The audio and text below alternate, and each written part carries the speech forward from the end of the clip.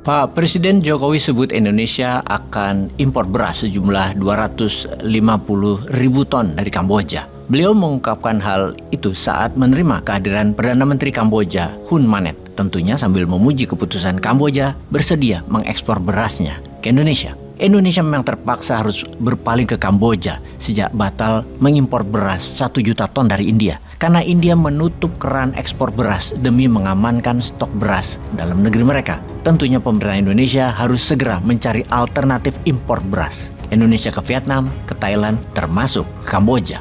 Tapi ngomong-ngomong, bagaimana India bisa menjadi raja beras dunia? India membangunnya dalam waktu yang sangat cepat, kurang dari 10 tahun. Sama dengan masa jabatan Narendra Modi yang menjabat barengan dengan Pak Jokowi di tahun 2014. Namun produksi beras India melonjak 4 kali lipat dibanding 10 tahun yang lalu. Mengapa bisa terjadi? Mengapa malah Indonesia masih impor? Apa rahasianya? Mari kita ungkap apa rahasia di balik kesuksesan negara tersebut dalam mengembangkan pertaniannya. Bayangkan, India dikenal sebagai salah satu negara penghasil beras dan juga pengekspor beras terbesar di dunia. Dengan penduduk India 1,4 miliar orang, India berasnya bisa surplus, bisa lebih. Padahal 10 tahun yang lalu mereka bergantung dengan impor beras. Pengaruh yang paling besar adalah kelompok pencapir. Kelompok pencapir yang merupakan singkatan dari kelompok pendengar, pembaca, dan pemirsa yang merupakan kegiatan pertemuan bagi petani dan nelayan di Indonesia tentunya. Kegiatan ini mengikutkan dan mengadu petani-petani berprestasi dari berbagai daerah.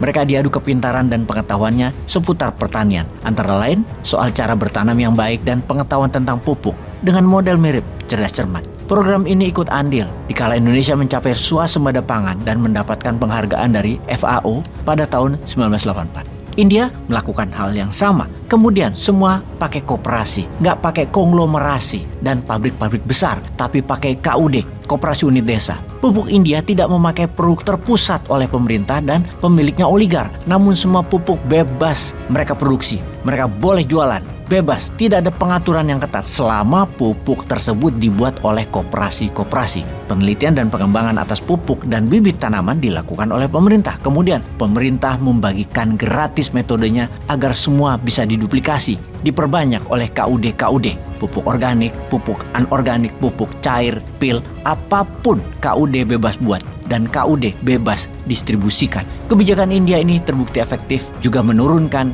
harga HPP pupuk atau harga pokok pembelian pupuk, serta menurunkan harga bibit sangat rendah dan cepat produksinya. Pastinya kebijakan ini seperti metode di Indonesia pada zaman Orde Baru, pada zaman Pak Harto. Di India petani-petani itu disubsidi habis-habisan. Bunga pinjaman untuk pertanian 0%. Saluran irigasi dibangun terus-menerus. Sementara di Indonesia pupuk diatur terlalu banyak. Begitu sawah perlu pupuk, pupuk nggak ada. Kalau panen, pupuknya banyak. Masalah itu sudah menahun gak kelar-kelar. Hingga Indonesia untuk ketahanan pangan harus impor beras. Ada baiknya kita kembali lagi gunakan strategi Pak Harto yang ditiru India. Atau kita tiru negara ASEAN lainnya yaitu Vietnam yang juga menjadi negara surplus dalam pertanian khususnya beras. Hebatnya lagi, demi menghemat air akibat El Nino, Vietnam mengurangi tanaman beras karena padi banyak makan air.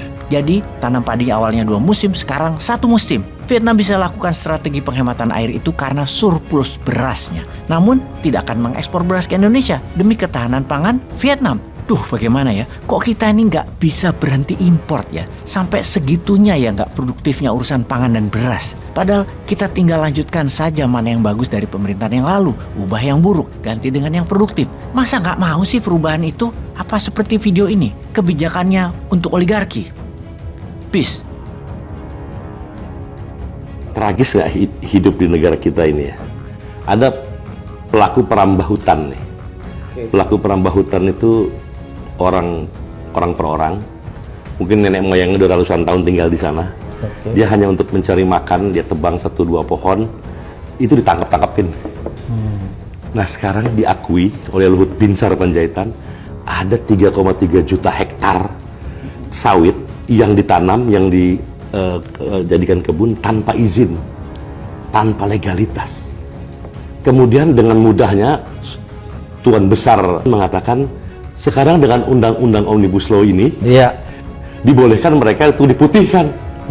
Saya hitung Pak, saya hitung itu 1 hektar bisa menghasilkan 4 juta rupiah Pak per bulan. Berarti per bulan. Kalau dia 3,3 juta hektar, sekitar 13-14 triliun per bulan.